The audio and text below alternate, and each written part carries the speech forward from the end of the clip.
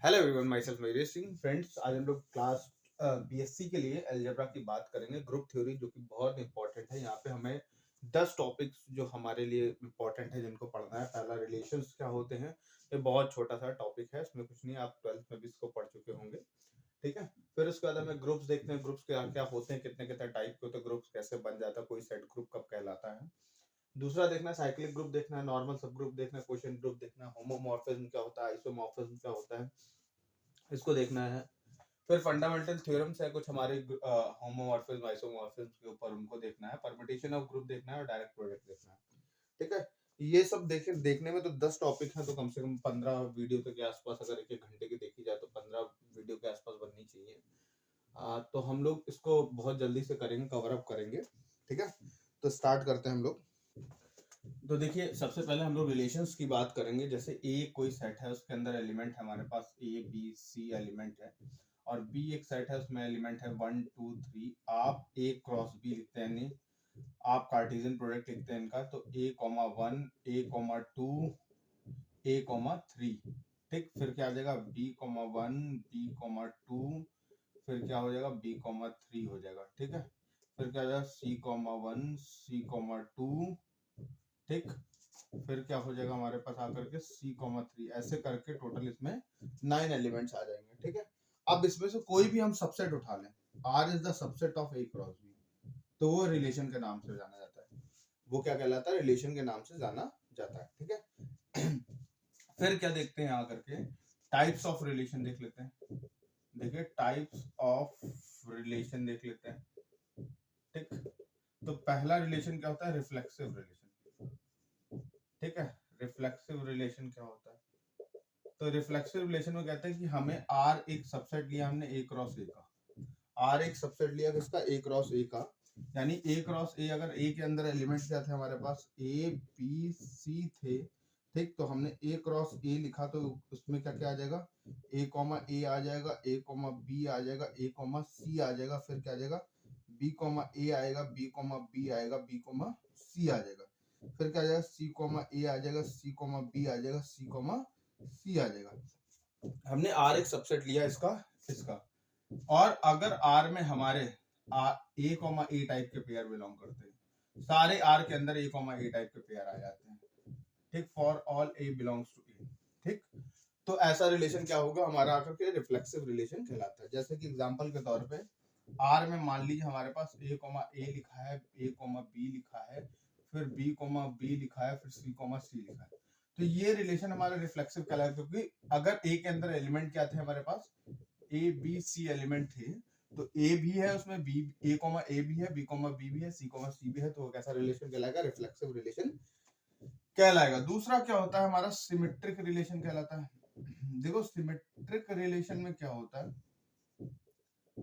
Symmetric relation में क्या होता है हमारे पास, अगर हम मान लीजिए ए कॉमा बी टाइप का पेयर हमारे रिलेशन में है, ए कॉमा बी टाइप का पेयर हमारे रिलेशन में है, तो हमारा बी कॉमा ए टाइप का भी हमारे रिलेशन में आ जाए, तो ऐसा रिलेशन क्या कहलाता है, सिमेट्रिक कहलाता है। जैसे कि एग्जांपल के तौर पे, अगर हमने ए कॉमा बी देखा, फिर हमने बी कॉमा सी देखा, ये मान लीजिए हमारे उसमें दो डिफरेंट वाले रिलेशन पड़े, जिनमें डिफरेंट रिलेशन बोले तो ए का बी से है, एक बी का सी से है, सेम वाले नहीं, जैसे ए कोमा ए टाइप कैसे ना पड़े हो, हम डिफरेंट वाले को देखेंगे। अगर इनके पड़े हुए हैं, तो अपोजिट में बी कोमा ए सी कोमा बी, ये हमारे पास क्या हो जाएगा, हमारे पास आकर के रिलेशन ऐसा पड़ा हो, तो ये रिलेशन क्या कहलाएगा, सिमेट्रिक रिलेशन कहलाता है। ये रिलेशन क्या कहलाएगा, सिमेट्रिक रिलेशन कहलाएगा। मतलब ए कोमा बी अगर एग्जिस्ट कर गया डिफरेंट वाला, तो देखिए बी कॉमा ए भी एग्जिस्ट कर रहा है, बी कॉमा सी अगर इसमें एग्जिस्ट करता है, तो सी कॉमा बी भी एग्जिस्ट कर रहा है।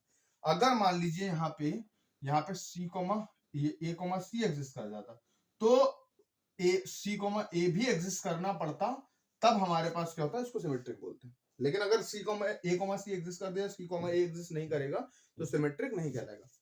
ठीक। फिर तीसरा रिलेशन हमारे पास क्या आता है, थर्ड रिलेशन।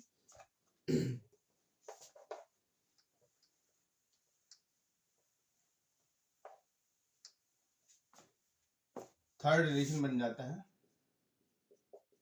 Transitive relation. देखो भाई, ट्रांजिटिव रिलेशन में क्या होता है, कोई रिलेशन ट्रांजिटिव कब कहलाएगा, अगर ए कॉमा बी टाइप का पेयर मान लीजिए आर में है, फिर बी से स्टार्ट होने वाले सारे ढूंढ लो। बी से स्टार्ट होने वाला मान लो बी कॉमा सी हमारे आर में है, ठीक, तब हमारा ए कॉमा सी भी हमारे आर में होना चाहिए, ए कॉमा सी भी हमारे आर में होना चाहिए। तो इस टाइप का रिलेशन क्या कहलाता है? ट्रांजिटिव रिलेशन कहलाता है। क्लियर है? जैसे कि एग्जांपल के तौर पे मान लीजिए हमारे पास लिखा है 1,1 1,2, फिर ले ले हमारा 2,1 फिर 2,2, ऐसे कर लिया हमने। ठीक है, फिर अगर हम बात करें यहाँ पे हमारे पास ये सिर्फ किस सेट पे था? 1,2 सेट पे था। हमने मान लिया डिफरेंट वाला ढूंढो। डिफरेंट वाला कौन सा है? जिसमें डिफरेंट दोनों एंट्रीज हो, वो ढूंढो। सेम वाले से कोई मतलब नहीं। ये 1,2 ढूंढा, वो हमारे रिलेशन में, ये रिलेशन आर में। तो दूसरा फिर ढूंढो जो 2 से स्टार्ट हो रहा, तो 2,1 को ढूंढ लिया, वो भी कहाँ है? हमारे रिलेशन में है। ठीक है, 1,2 रिलेशन में, 2,1 हमारे रिलेशन में। तो इम्प्लाइज दैट क्या हो जाएगा? 2 और 2 को हटा लो, इस 2 को हटा लो, क्या बचेगा? 1,1 क्या हमारे रिलेशन में बिल्कुल है, तो इसका मतलब यानी कि वो हमारा ट्रांजिटिव रिलेशन होगा। क्लियर है? तो ये हमारे रिलेशंस की बात हो गई, इस तरह के रिलेशन होते हैं। और अगर ऑल थ्री है ना, कौन से? रिफ्लेक्सिव, सिमेट्रिक और ट्रांजिटिव, अगर हमारे रिफ्लेक्सिव, सिमेट्रिक, ट्रांजिटिव तीनों रिलेशन है, कोई रिलेशन रखता है, तो उसे क्या बोलेंगे?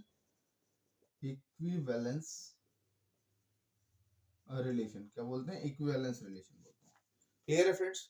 तो ये हमारा हो गया, किसकी बात हो गई? रिलेशंस की बात हो गई। अब बात करते हैं इक्विवेलेंस क्लास की, बात करते हैं क्या होता है इक्विवेलेंस क्लास। अब देखिए इक्विवेलेंस क्लासेस क्या होता है। इक्विवेलेंस क्लासेस बड़ा आसान है। Let R be the relation on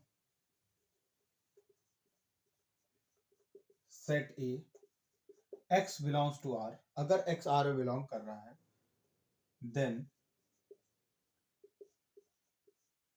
इस तरह से x को बड़े ब्रैकेट में लिख लो, is known as equivalence class. ये एक सेट होगा जिसमें y एलिमेंट एग्जिस्ट करेंगे, जहां पे सारे x और y आपस में वही रिलेशन बना रहे होंगे, और y कहां से उठाया जाएगा? सेट ए से उठाया जाएगा। ठीक है, जैसे कि एग्जांपल के तौर पे अगर मैं आपके सामने एक रिलेशन प्रेजेंट कर दूं 1,1 1,2, फिर यहाँ पे 2,1 फिर 3,3, फिर कर देता हूं मैं 2,2, ऐसे कर लेता हूं मैं, और कर देता हूं मैं यहाँ पे, ठीक, इतना ही कर लेता हूँ, इसके सिवा कुछ नहीं कर देता हूँ।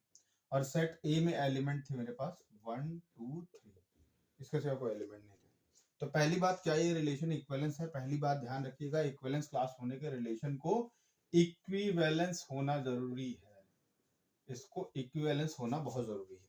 ठीक है, तो अगर हम इसको बात करें रिफ्लेक्सिव के लिए, तो रिफ्लेक्सिव में क्या है? 1,1 2,2 3,3 बिलोंग करता है, रिफ्लेक्सिव है। सिमेट्रिक 1,2 करता है, 2,1 भी करता है, सिमेट्रिक भी है। ट्रांजिटिव में 1,2 देखो, फिर 2,1 देखो, फिर 1,1, बढ़िया, अच्छी बात है। 2,1 देखो, 1 से स्टार्ट, देखो 1,2 डिफरेंट वाले ढूंढे जाते हैं ट्रांजिटिव के लिए, जिनमें डिफरेंट पोजीशन है, ये भी अलग हो, ये भी अलग हो, ठीक। और इसमें 2,1 ढूंढो, तो यानी 2 से खत्म होने वाले कौन से पेयर है? 2,2 है, 2,1 है। तो अगर हम इसके रिस्पेक्ट में देखें तो इन दोनों से क्या मिलेगा? 1,2, इस 2 को हटा दो, 1,2 जो कि रिलेशन के अंदर है। और अगर इसके पर्सपेक्टिव में देखोगे, इसके पर्सपेक्टिव में, तो आपको 1,1 मिलेगा जो भी रिलेशन के अंदर है। ठीक है, फिर उसके बाद अगर बात करते हैं यहाँ पे आकर के, फिर अगर हम बात करते हैं डिफरेंट वाले 2,1 के रिस्पेक्ट में देखें, तो 1 से स्टार्ट होने वाले 1,1 और 1,2, इसके पर्सपेक्टिव में देखो तो आपको 2,1 मिलेगा, क्योंकि इसको हटा देंगे। फिर इसके पर्सपेक्टिव में देखो तो 2,2 मिलेगा जो कि रिलेशन के अंदर है। तो ये ट्रांजिटिव रिलेशन है, और ये कैसा रिलेशन हो गया? इक्विवेलेंस रिलेशन हो गया, जो कि रिफ्लेक्सिव, सिमेट्रिक, ट्रांजिटिव अगर है तो इक्विवेलेंस रिलेशन होगा। ठीक है, सोच का दायरा बड़ा करिए, क्योंकि आप ग्रेजुएशन की बात पढ़ने जा रहे हैं, तो उसको थोड़ा सोच का दायरा बड़ा करिए, और जल्दी जल्दी तेजी से सोचिए। अगर कोई चीज नहीं आ रही तो उसको जाकर के उस जगह पे पढ़िए, जाकर के जिस जगह पे वो चीज दे रखी गई है। अगर 12th की है, 12th पे सीखे जाकर के, जिस जगह की उस जगह पे जाकर के सीखिए, नहीं तो आपको बहुत प्रॉब्लम होने वाली है, ध्यान रखिएगा। ठीक है, तो यानी ये इक्विवेलेंस रिलेशन है।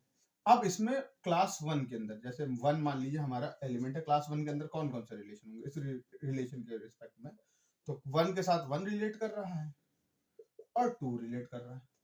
क्लास टू में कौन कौन से एलिमेंट है, टू के साथ कौन रिलेट कर रहा है, टू के साथ सिर्फ वन और टू, यहाँ पे वन और टू हो गया।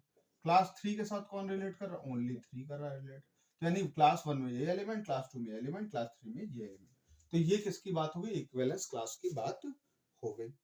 अब बात आती है रेसिड्यू क्लास, समझिए क्या होती है रेसिड्यू क्लास के बारे में समझते हैं हम लोग।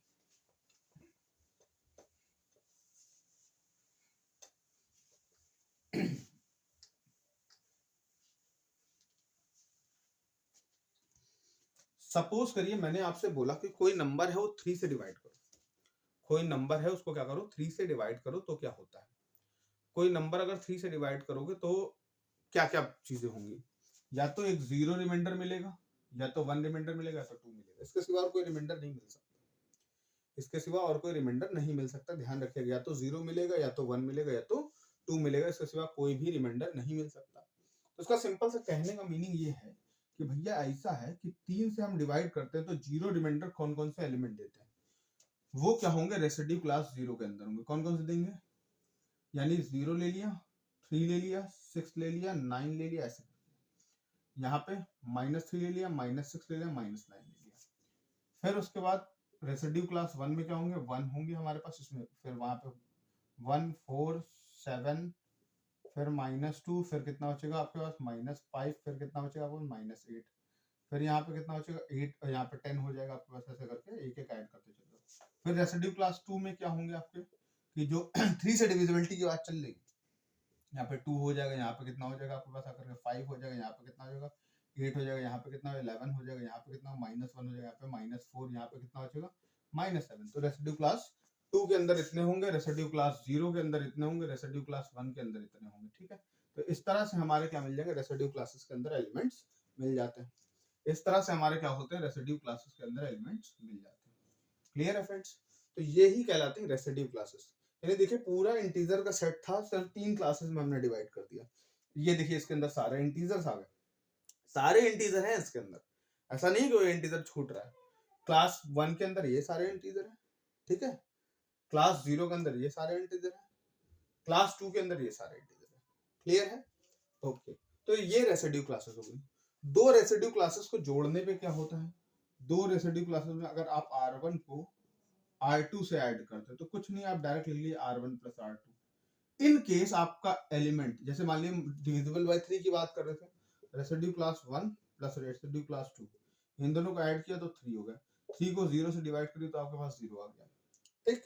फिर अगर आपसे किसी ने बोला कि 1 या 2 प्लस 2 को ऐड कर दो, 2 और 2 कितना हो जाएगा, 4 हो जाएगा, लेकिन 4 को अगर 3 से डिवाइड करोगे तो कितना बचेगा, क्योंकि 3 के रिस्पेक्ट में हम देख रहे हैं, तो 1 बचेगी रेसिड्यू क्लास। बात क्लियर है, इस तरह से हम लोग यहाँ पे एलिमेंट्स लिख सकते हैं, ठीक है। तो और रेसिड्यू क्लास का मल्टीप्लिकेशन R1 × R2 कुछ नहीं, बहुत आसान बात है, R1 × R2 कर दो, और अगर नंबर जो भी जिससे डिविजिबिलिटी बोल रहा है उससे बड़ा है तो डिवाइड कर दो। जैसे कि अगर मान लीजिए हमने रेसिड्यू क्लास 4 के लिए बात करी, किसके लिए बात करी, रेसिड्यू क्लास 4 के लिए, क्लास तो क्लास 4 में कौन कौन से, क्लास 0 के होंगे, क्लास 1 के होंगे, क्लास 2 के होंगे, क्लास 3 के एलिमेंट होंगे, और हम 2 और 3 का मल्टीप्लिकेशन कर रहे हैं, तो यहाँ पे कितना हो जाएगा 6 हो जाएगा, 6 को 4 से डिवाइड करेंगे तो कितना हो जाएगा हमारे पास आकर के 2 आ जाएगा, यानी क्लास 2 के जो सारे एलिमेंट होंगे वो इन दोनों मल्टीप्लिकेशन के बाद से हमारे बच जाएंगे, ठीक है। तो और भी चीजें देखते हैं आगे।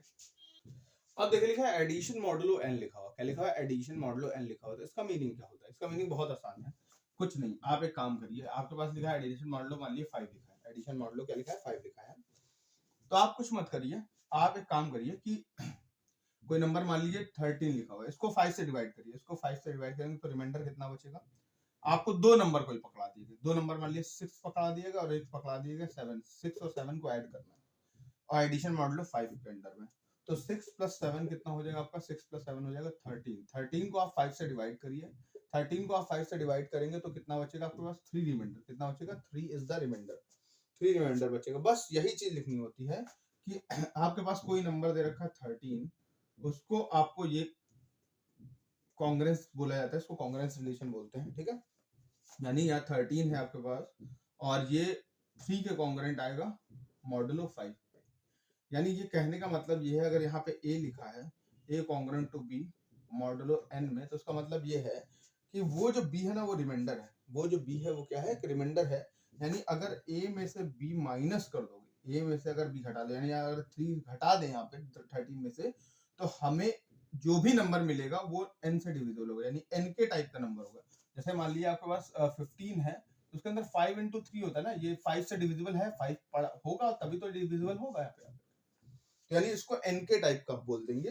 तो इसका मतलब क्या है, ये कॉन्ग्रुएंट मॉडुलो की बात होती है, इसको क्या बोलते हैं, कॉन्ग्रुएंट मॉडुलो इसको बोलते हैं। और एडिशन मॉडुलो का मतलब क्या है कि दो नंबर का एडिशन करके, एडिशन मॉडुलो का मतलब क्या है, दो नंबर का एडिशन करके, इसको बोलते हैं कॉन्ग्रुएंस रिलेशन। ध्यान रखिएगा, इसको कॉन्ग्रुएंट रिलेशन बोलते हैं या फिर कॉन्ग्रुएंट मॉडुलो भी बोलते हैं, ठीक। और एडिशन मॉडुलो का मतलब क्या है कि आपको कोई नंबर, जैसे हमें मॉडुलो 5 में 8 + 7 को ऐड करना है, तो 8 + 7 कितना हो जाता है हमारे पास आकर के, 8 + 7 15 होता है, 15 से डिवाइड करो, यानी ये वैल्यू 0 के बराबर आएगी। ये वैल्यू कितनी आएगी, 0 के बराबर आएगी। यानी अगर आप कुछ भी कर लो, एडिशन मॉडुलो लिखा है ना, तो आप कुछ भी कर लो, आपका नंबर या तो 0 आएगा, या तो 1 आएगा, या तो 2 आएगा, या तो 3 आएगा, या तो 4 आएगा।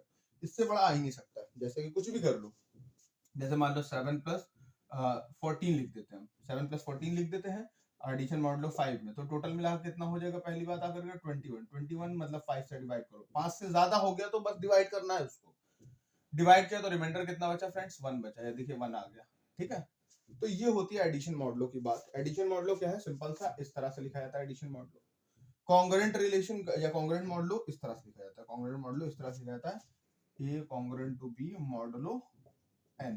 इसका मतलब ये है कि आप एक में से b माइनस कर दो, तो जो भी नंबर मिलेगा वो n से डिविजिबल होगा, जो भी मिलेगा n के टाइप का नंबर मिलेगा, ठीक है। फिर आता है एडिशन मॉडुलो के बाद आता है मल्टीप्लिकेशन मॉडुलो आता है। क्या आता है, मल्टीप्लिकेशन मॉडुलो आता है। वो क्या होता है, मल्टीप्लिकेशन मॉडुलो p, तो इसका मतलब क्या है, आप मल्टीप्लिकेशन मॉडुलो p 3 पे देखना चाहते हैं मान लीजिए, तो आप दो नंबर का मल्टीप्लाई करिए, 6 करिए और यहाँ पे कर दिए 7, 6 कर दिया 7, या फिर ऐसा कर लेते हैं हम लोग, यहाँ कर लेते हैं 7, यहाँ कर लेते हैं 5, ठीक। तो कितना आ जाएगा 35। लेकिन आप 35 3 से ज्यादा है ना, तो आप 3 से इसको डिवाइड करिए, तो रिमाइंडर कितना बच रहा है, 2 is the remainder, 2 is the remainder. तो यानी आप मल्टीप्लिकेशन मॉडुलो में अगर चलेंगे तो आप कुछ भी कर लीजिए, आपके एलिमेंट कभी भी मॉडुलो 3 पे चलना है ना, 0 1 2 से ज्यादा नहीं हो सकते आपके एलिमेंट, कभी भी 0 1 2 से ज्यादा नहीं हो सकते। जैसे मान लो 8 और 8 into 4 कर लिया आपने, मल्टीप्लिकेशन मॉडुलो 3 पे चाहिए, तो कितना हो जाएगा 32, 32 को आप 3 से डिवाइड करिए तो आपको रिमाइंडर कितना मिलेगा, 2 मिलेगा, ठीक। अब अगर आपको मान लीजिए आपने 31 into 1 करने को बोल दिया, 31 into 1 मल्टीप्लिकेशन मॉडुलो 3 पे, तो 31 को अगर आप 3 से डिवाइड करें, रिमाइंडर आपका 1 बचेगा, ठीक। या फिर अगर किसी ने आपको बोल दिया 30 into 6 कर दो, ठीक है, तो यानी कितना हो 180, 180 को 3 से डिवाइड करो तो रिमाइंडर कितना बचेगा, 0 बचेगा, ठीक है।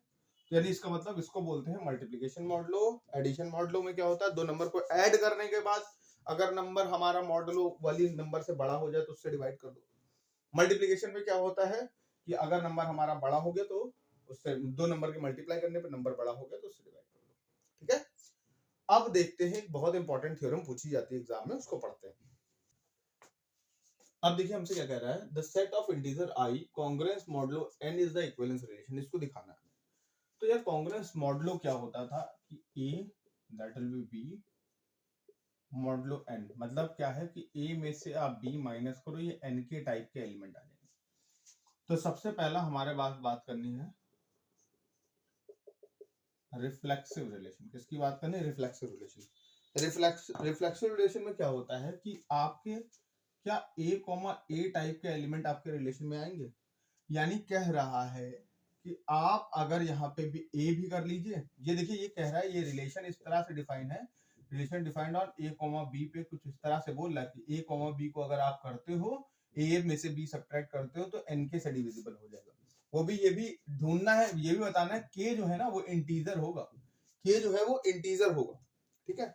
अभी ये क्या हो जाएगा a, b, क्या है a, b, तो a में से a माइनस करो तो यानी क्या आएगा, 0 आएगा, और 0 इज n के, यानी n इंटू 0, और यानी कि यही तो k क्या हो गया, 0 हो गया, तभी तो ऐसा हुआ, ठीक। तो 0 कहाँ बिलोंग करता है, इंटीजर में, तो यस हमारा क्या है, रिफ्लेक्सिव रिलेशन है, रिलेशन हमारा रिफ्लेक्सिव है। तो कहने की बात क्या कह रहा है कि कॉन्ग्रुएंट मॉडलो क्या होता है, इक्विवेलेंस रिलेशन होता है। कॉन्ग्रुएंट मॉडलो क्या होता है, ये इस तरह से लिखा जाता है। इसका मतलब क्या होता है कि बी में से एन, ए में से बी माइनस करो तो एन के बचेगा। तो यानी जो रिलेशन है वो ए बी पे डिफाइन है, ए बी पे डिफाइन है। ठीक, तो अगर आपके पास रिफ्लेक्सिव रिलेशन है तो ए comma B, A comma A type के पेयर आपके ग्रुप में होने, आपके सेट में होने चाहिए, रिलेशन में होने चाहिए। तो आपने ए में से ए माइनस किया तो आपको 0 मिला। और ये किसके बराबर, एन के बराबर, जहां पे के क्या होना चाहिए, के क्या है, के देखिए 0 होगा तभी तो ये 0, ये वैल्यू 0 के बराबर आई है, यानी के 0 रहा होगा। एन तो कुछ और हो ही नहीं सकता क्योंकि वो तो एक इंटीजर होगा पक्का पक्का। यानी 0 इज क्या हो जाएगा, आई में बिलोंग कर जाएगा, इंटीजर में बिलोंग कर देगा, इसका मतलब वो रिफ्लेक्सिव है। दूसरी बात सिमेट्रिक की बात करते हैं। सिमेट्रिक में क्या बोलता है, अगर ए कॉमा बी टाइप के पेयर हमारे रिलेशन में है ना, तो इसका मतलब क्या है, ए में से बी माइनस करते तो एन के, इसे क्वेश्चन नंबर बना लिया। तो for B comma A type के पेयर के लिए क्या हो जाएगा, for B comma A type के पेयर के लिए क्या हो जाएगा, तो बी में से ए माइनस करेंगे तो क्या बचेगा, यहाँ पे आकर के बी में से ए माइनस करेंगे तो क्या बचेगा हमारे पास आकर के, कि भाई ये माइनस का एन के बचेगा। इफ के, यहाँ पे क्या और साइड में लिख दे रहे हैं, के बिलोंग्स टू इंटीजर, तो यहाँ पे भी के क्या है, माइनस के भी किसमें बिलोंग करेगा, इंटीजर में। तो yes a comma b belongs to R implies that b comma a also belongs to R। तो क्या हो जाएगा, given relation is सिमेट्रिक भी है, दिया गया रिलेशन सिमेट्रिक भी है। ठीक है, फिर तीसरी बात करते हैं ट्रांजिटिव की, थर्ड बात करते हैं ट्रांजिटिव की। अब बोल देते if a comma b belongs to R, तो इसका मतलब है a में से b माइनस करो तो क्या बचेगा अपने पास, एन के वन मान लो, सपोज कितना बचा, एन के one. And b comma c belongs to R, तो इसका मतलब क्या है, b में से c माइनस कर दो तो एन के टू बचेगा। कितना बचे, एन के टू बचेगा। तो अगर हम इन दोनों इक्वेशन को ऐड कर लें, दोनों इक्वेशन को ऐड कर देते हैं, a में से b जाएगा प्लस b माइनस सी जाएगा, एन के वन प्लस एन के टू, एन यहाँ पे कितना आ जाएगा, के वन प्लस के टू हो जाएगा, b से b कैंसिल, ये कितना बचेगा, a माइनस का c। यानी इसका मतलब क्या है आपके पास, ये भी तो अगर ये k1 क्या है, k1 belongs to integer, k2 belongs to integer, तो ये भी तो क्या है, इंटीजर बन जाएगा नया। तो यानी a, ये c, a congruent modulo c लिखा जा सकता है ना, a कॉन्ग्रुएंट मॉडुलो c लिखा जा सकता है, मॉडुलो n पे c के बराबर के कॉन्ग्रुएंट हो। बात समझ रहे हो, तो इसका मतलब यस गिवन रिलेशन इज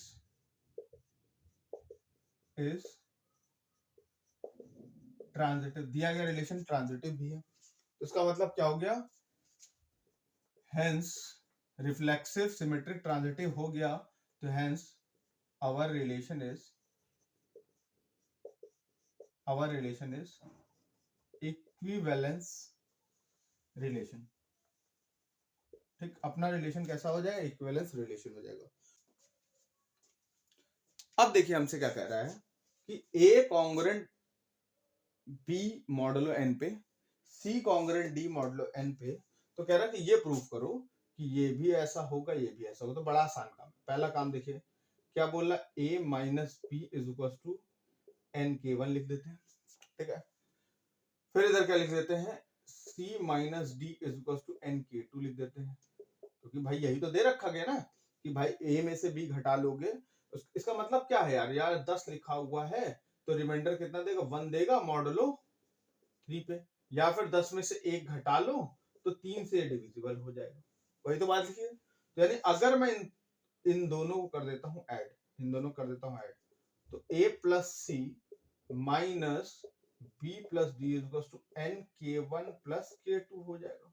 यानी कि ये एक तरीके से देखा जाए, a प्लस बी सी में से b प्लस डी घटा लो तो वो n से डिविजिबल हो जाएगा, यानी a plus c congruent to b plus d modulo n लिखा जा सकता है। बात समझे, ठीक है। फिर दूसरा केस क्या कर बोलना, मल्टीप्लिकेशन की बात बोल रहा है, इसको स्टैंडर्ड बना लेते हैं, इसको लाइन को स्टैंडर्ड लिख देते हैं। यहाँ पे लिख देंगे by equation plus equation 2, equation 1 plus equation 2। क्या लिखता हूँ, फ्रॉम इक्वेशन 1 से लिखता हूँ, तो a is equals to b plus N के वन हो जाएगा, और फिर c is equals to d plus N के टू हो जाएगा। अब इन दोनों कर देता हूँ multiply, a into C is equals to B N के one plus d plus N के टू हो जाएगा। तो a into C, b into D, B N के टू, एन के one, D plus N square के वन के two हो जाएगा। अब ये b डॉट डी तो हो ही गया। अब इसमें से कॉमन क्या ले लेंगे हम लोग आकर, देखिए इसमें से n कॉमन ले लेंगे, b के टू फिर के वन डी प्लस एन के वन के टू एन ले लिया। यानी कि देखिए क्या हो गया, ये वैल्यू तो पूरा एक इंटीजर बन जाएगी ना, ठीक। तो इससे मतलब सिर्फ सीधे सीधे निकल के आया a dot c congruent to b dot d modulo n, ये निकल के आया। क्लियर है? तो इस तरह से हम लोगों ने क्या बोला आकर के कि इस क्वेश्चन को भी हम लोग सॉल्व कर लेंगे। आगे बढ़ते हैं और देखते हैं। तो देखिए क्या लिखा हुआ है, आइदर या तो a क्लास b क्लास के बराबर होगी, या फिर वो दोनों डिसजॉइंट होगी, यानी उनके बीच में कुछ भी कॉमन नहीं होगा, उनके बीच में कुछ भी कॉमन नहीं होगा, ठीक है। डिसजॉइंट होने का मतलब क्या होता है कि उनके बीच में कुछ भी कॉमन नहीं मिल रहा। तो सपोज कर लेते हैं कि मान लीजिए उनके बीच में कुछ कॉमन मिल रहा है, सपोज कर लेते हैं उनके बीच में कुछ कॉमन मिल रहा है। तो क्या मिल रहा है, a intersection b class is not equal to 5, हमने इतना ले लिया, ठीक है। तो हम यहां सपोज कर लेते हैं कि some x belongs to a intersection b, दोनों क्लासेस के इक्विवेलेंट इंटरसेक्शन में आता है। तो यानी इसका मतलब ये है जो x होगा वो क्लास a में भी होगा, और जो x होगा वो क्लास b में भी होगा, ठीक। और यानी कि बिना किसी रिलेशन के तो क्लासेस बनी नहीं होंगे, यानी x जो होगा ना वो क्लास a से भी रिलेशन कर रहा होगा, x जो होगा क्लास b के एलिमेंट से भी रिलेशन कर रहा होगा, है ना। तो इसका मतलब क्या हो जाएगा, और ये कैसा रिलेशन होता है, ये रिलेशन होता है इक्विवेलेंस होता है, यानी सिमेट्रिक बोला जा सकता है, यानी a r x। और जब इक्विवेलेंस रिलेशन है तो सिमेट्रिक भी बोला जा सकता है, ट्रांजिटिव बोला जा सकता है, यानी x पे खत्म हुए, ठीक, x से शुरू हुए तो a r b, यानी कि ये क्या हो गया हमारे पास आकर के कि a और b के बीच में एक रिलेशन आ गया, a और b के बीच में एक रिलेशन एस्टेब्लिश हो गया, डेवलप हो गया हमारे पास। फिर उसके बाद बात क्या आती है, लेट कर लिया कोई y एलिमेंट है वो क्लास b के अंदर है, लेट कर लिया कोई y एलिमेंट है क्लास b के अंदर है, ठीक। अच्छा, तो y b के अंदर है तो y भी b से क्या करेगा, रिलेशन करेगा, और हम ये बता चुके हैं इट इज गिवन कहां पे कि a b से रिलेशन कर रहा है, और ये तो सिमेट्रिक है, तो यानी b a से भी रिलेशन कर लेगा, क्योंकि ये तो r इज सिमेट्रिक तो है ही है ना, ठीक। तो इसका मतलब क्या हो जाएगा हमारे पास, y जो है ना वो ऐसे करके एंड बी आ रहे, इससे पता चल गया y जो है रिलेशन a के साथ भी कर रहा था, यानी y जो है वो क्लास a के अंदर भी आ रहा है, यानी y क्लास b के अंदर भी, y क्लास a के अंदर भी है, तो इसका मतलब या तो क्लास a क्लास b का सबसेट होगी, और या एंड या फिर क्लास b क्लास a का सबसेट होगी। तो दो एक दूसरे के सबसेट हो नहीं सकते, यानी इन दोनों क्या कर दिया, इक्वल प्रूफ कर दिया, दोनों क्या प्रूफ कर दिया, इक्वल प्रूफ हो गया। बात क्लियर है? फिर से एक बार समझ लेते हैं, हमने क्या बोला कि ए क्लास है और एक बी क्लास है जिसमें कोई भी एलिमेंट कॉमन नहीं है, सपोज, ठीक। फिर उसके बाद हमने क्या सपोज किया, एक ए क्लास है और बी क्लास है जिनके बीच में कोई एक एलिमेंट कॉमन है या कुछ कॉमन है, फाई मतलब कोई भी इंटरसेक्शन उनका common, phi is not equal to phi मतलब उनका इंटरसेक्शन कुछ ना कुछ है, ठीक। फिर उसके बाद हमने क्या बोला, एक्स जो है वो इन दोनों में बिलोंग करता है, इंटरसेक्शन बिलोंग करता है, तो एक्स इसमें बिलोंग करेगा, एक्स इसमें बिलोंग करेगा। अब अगर वो क्लास में है तो वो रिलेशन तो फॉलो ही कर रहा होगा ना, जिस रिलेशन से क्लास बनी होगी, तो ये रिलेशन एक्स ए के साथ और एक्स बी के साथ फॉलो कर लेगा, ठीक है। तो इसका मतलब क्या हो जाएगा, अब एक्स और एक्स को आपस में क्या कर दिया, एक्स और एक्स आपस में क्या हो जाएंगे, गायब हो जाएंगे। क्यों? क्योंकि रिलेशन जो बनता था क्लास के लिए वो कैसा होता था, रिफ्लेक्सिव होता था, सिमेट्रिक होता था, ट्रांजिटिव होता था, यानी क्या होता था, इक्विवेलेंस होता था। तो यानी इससे हमने इसको सिमेट्रिक कर लिया, इससे हमने इसको क्या कर लिया, इसको हमने कुछ नहीं करा, फिर यहां से हमने इसको ट्रांजिटिव कर लिया, यानी यहां पे हमने क्या लगाया है, सिमेट्रिक बता दिया है और यहाँ भी बता दिया है ट्रांजिटिव बता दिया है, तो ए आर बी हो जाएगा। ठीक, फिर उसके बाद लेट कर लिया कि y कहाँ बिलोंग करता है, बी में। y कोई एलिमेंट है, वो कोई किसी क्लास बी में बिलोंग करता है, तो यानी y क्लास बी में बिलोंग करता है, यानी y b के साथ रिलेशन बनाएगा। और हम ये पहले बता चुके हैं कि a b के साथ रिलेशन बना रहा, तो b a के साथ भी रिलेशन बना लेगा। फिर इन दोनों को ट्रांजिटिव करा दिया क्योंकि इन दोनों को एक साथ ले लिया, और y a के साथ भी रिलेशन कर रहा है, यानी y जो है वो a में बिलोंग करता है। तो यानी y b में बिलोंग कर रहा, y a में बिलोंग कर रहा, तो उसका मतलब या तो a b का सबसेट होगा या तो b a का सबसेट होगा। जब दो सबसेट हो जाएंगे तो उसका मतलब क्लास a क्लास b के बराबर हो जाएगी। ठीक है फ्रेंड्स, तो हम लोगों ने इस चैप्टर को बहुत अच्छे से कर लिया। जो इंट्रोडक्शन वाला चैप्टर था, रिलेशंस की बात थी, वो पूरे से अच्छे से हो गई है। अब हम लोग ग्रुप थ्योरी की बात स्टार्टिंग करेंगे। क्लियर है?